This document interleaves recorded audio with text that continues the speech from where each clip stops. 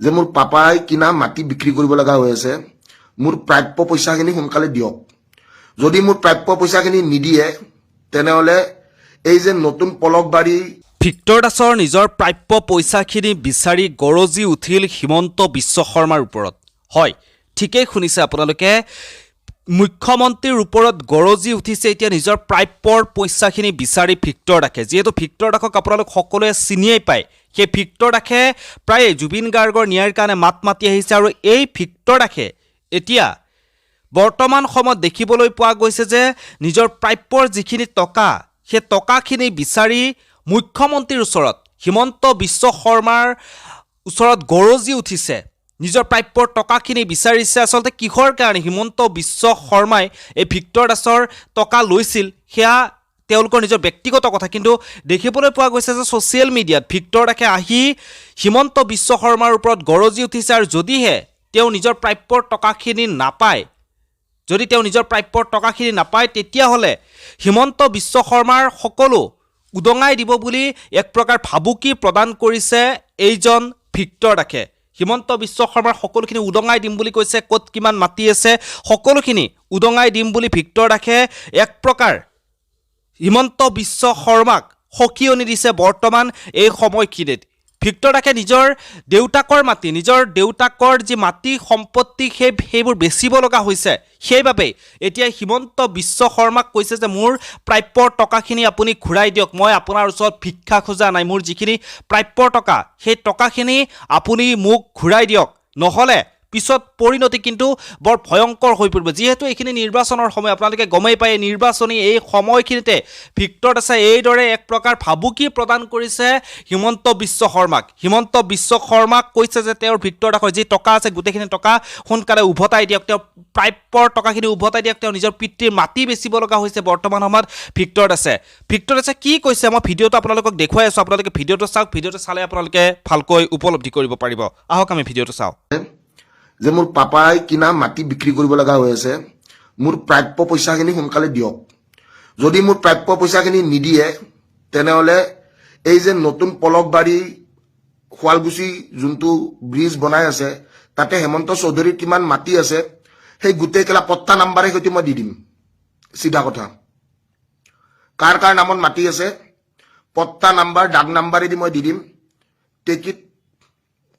মই ৰিকুৱেষ্ট কৰিলোঁ যে মোৰ পইচাখিনি ঘূৰাই দে, মোৰ তহঁতৰ দৰে 2 নম্বৰীৰ পইচা নাই, মোৰ পইচা মোক দে, ঠিক আছে? তো গিভ মি দ্য মানি।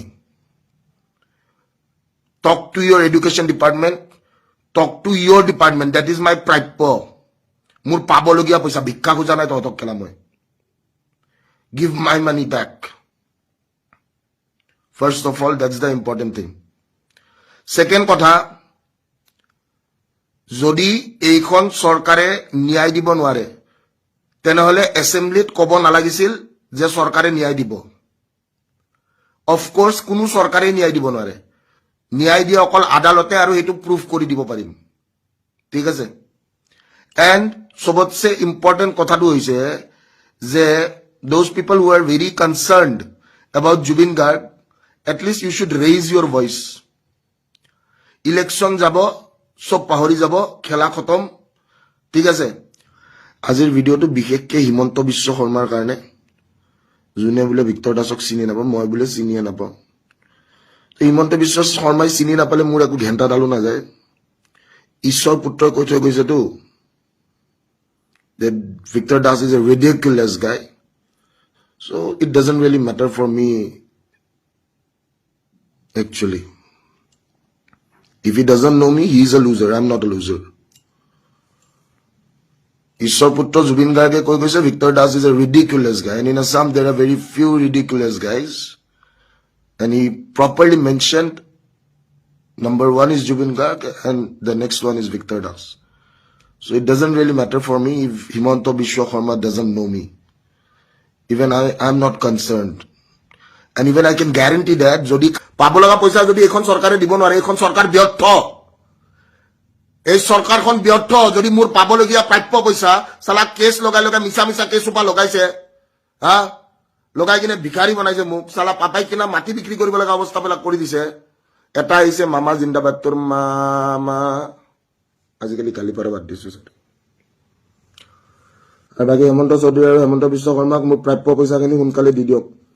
আপোনালোকৰ দৰে 2 নম্বৰী পইচা নাই মোৰ তাত। আমি ঘৰৰ মাটি বিক্ৰী কৰিব লগা অৱস্থা হৈছে কেছ খেলি খেলি। বেমতলব কেলা NSA লগাবি, আল লগাবি, বাল লগাবি, নকৰিবি এইবিলাক মোৰ লগত। ঠিক আছে, বহুত কৰিলি তহঁতৰ দৰে পইচা নাইতো আমাৰ। সোনকালে এইটো প্ৰচিডিংটো ঠিক কৰ, নহ'লে আকৌ কেছ খেলিম মই।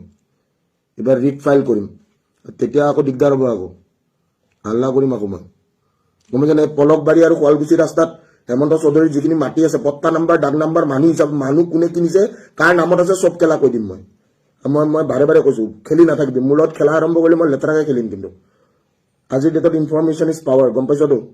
ড্ৰাইভাৰৰ নামত কিন, চাংচাৰীৰ কোনোবা দালালৰ নামত কিন, গমটো পাইছই। মোৰ পইচাখিনি সোনকালে সোমাই দিবি একাউণ্টত।